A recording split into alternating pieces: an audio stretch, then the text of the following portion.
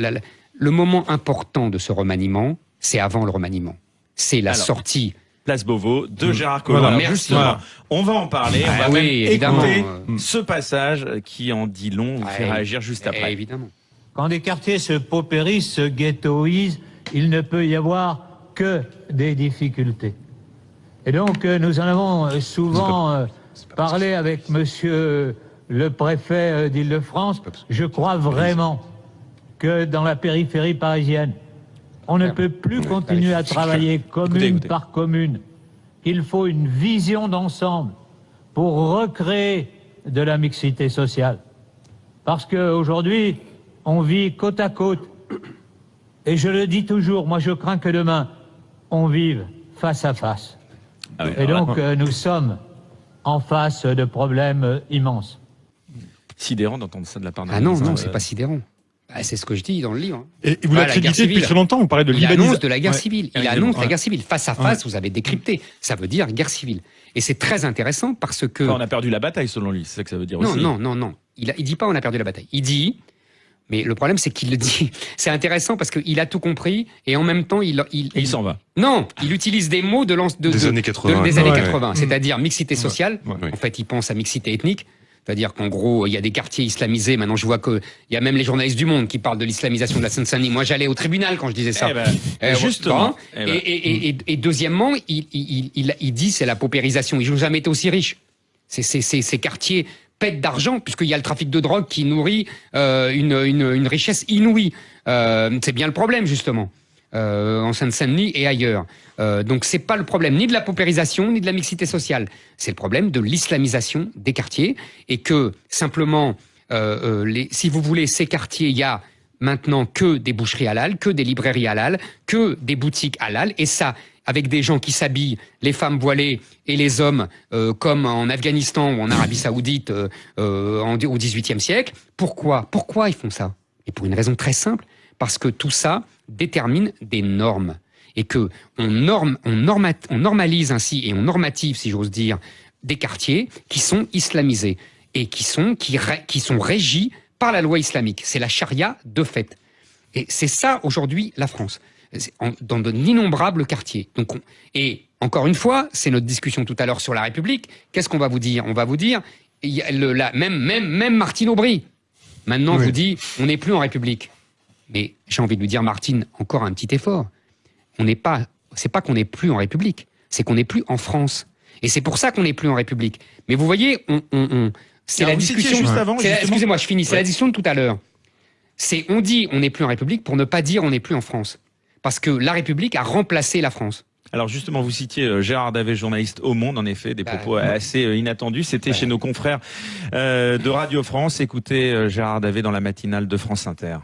Bien, tout simplement, il s'est avéré que la PJ, effectivement, le Seine-Saint-Denis, un peu plus de 100 enquêteurs, faisait un pot régulièrement avec tous les effectifs qui étaient présents. Et il se trouve qu'au fil du temps, mais très récemment plus particulièrement, il y a eu une frange de la Seine-Saint-Denis, de la PJ de Seine-Saint-Denis, qui a dit concrètement bon bah là c'est compliqué, on n'a pas envie de manger du porc, on a ensuite pas envie que ce soit des femmes qui s'occupent du barbecue et qui touchent les saucisses, etc., etc. Et donc ça a créé une scission au sein de la PJ et le pot, du coup, on a été fort affecté. C'est un détail, c'est anecdotique, mais cela, à notre sens, révèle concrètement les failles et les fractures que crée justement cette islamisation.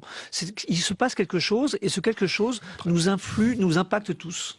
Voilà, il parlait bien sûr de l'islamisation dans la police, selon lui. Vous n'êtes plus seul, donc, Éric Zemmour. Non, c'est pas qu'on est plus seul, c'est que les gens qui nous insultaient parlent comme moi. C'est pas la même chose. Ils ont passé 20 ans à m'insulter et maintenant ils parlent comme moi. C'est une victoire idéologique de votre part. C'est une victoire idéologique, si vous voulez. Mais enfin, c'est quand même cher. Insulter quand même. Exactement. C'est quand même cher payé. Je trouve qu'ils devraient un peu d'humilité, tous ces gens du monde. Qui découvrent Trappes maintenant, qui découvrent qu'à Trappes, ah bah oui, c'est les caïds de la drogue qui règnent et qu'on est islamisé, qui découvrent qu'à la Seine-Saint-Denis, vous voyez, c'est islamisé. Mais pendant 20 ans, quand moi je disais ça, j'étais un nazi et j'étais le fils d'Hitler. J'aimerais bien qu'ils viennent et qu'ils disent oui, on s'est trompé. Au moins, Ça serait quand même élégant de leur part, vous voyez. Eh ben, vous croyez pas si bien dire, parce que regardez, il a continué, Gérard Davet, toujours sur France Inter dans la matinale. C'est-à-dire cette espèce de compromission permanente des hommes politiques de Seine-Saint-Denis pour composer avec ce terreau islamisant. C'est-à-dire qu'en fait, ils savent bien qu'en fait, il y a tellement de musulmans que c'est un électorat captif qu'il leur faut obtenir pour être réélus ensuite pour les municipales. Et c'est vrai que pour les municipales de 2020, c'est ce qui va se passer. Concrètement, c'est qu'ils vont être obligés de composer avec et voire de les appâter. Et donc ça se passe avec des achats de terrain pour la mosquée, ce genre de choses. Et ça n'arrête pas. C'est de plus en plus comme ça. Et certains musulmans composent avec ceci et même en tirent profit. C'est vrai que je suis tombé de ma chaise en écoutant. Mais vous savez, c'était Éric Zemmour qui parlait. Non, mais voilà. Ouais, c'est effrayant. Et moi, ils m'envoyaient au tribunal quand je disais ça. Vous voyez la différence? Et là, Le Monde, ils sont invités partout. Et deuxièmement, là, il n'y a pas beaucoup de contradictions, Nicolas Demorand. Et là, non, il n'y a pas de. Vous aviez été taxé, vous aviez. Vous accumuliez les contraventions idéologiques, voire plus, effectivement. Et aujourd'hui, moi, j'ai une question que je voudrais vous poser. Est-ce que vous pensez, très sincèrement, Éric Zemmour, qu'au plus haut niveau de l'État, avec le départ de Gérard Collomb, parce qu'effectivement, vous l'avez dit, ce que pose Gérard Collomb sur la place Beauvau à son départ, c'est absolument incroyable. On est bien d'accord. Est-ce que la tutelle de Laurent Nunez auprès de Castaner pourrait laisser penser qu'à un moment donné, au plus haut de l'État, on a compris peut-être qu'il y a un vrai problème qu'il va falloir gérer, ou pas? C'est bien parce que je disais tout à l'heure que j'étais naïf, mais je vois qu'on est deux. Ça me fait plaisir. Oh, c'est une question, moi. Ça me fait plaisir. Ouais, c'est ça. Ouais. C'est le jeu, toi. Non, mais écoutez. Non, sérieusement. D'abord, pourquoi Collomb dit ça? Parce que moi, on m'a expliqué pourquoi il dit ça. C'est que depuis 1 an, vous savez, il a les rapports des préfets tous les jours, avec tout ce qui se passe en France. Et après, ça monte à l'Élysée. Ils sont les deux à avoir ça. C'est tout. Les autres ne savent rien. Que l'intérieur à l'Élysée. Exactement, l'intérieur à l'Élysée. Ça monte directement. Donc les gens de l'intérieur savent tout. Les gens de l'Élysée savent tout.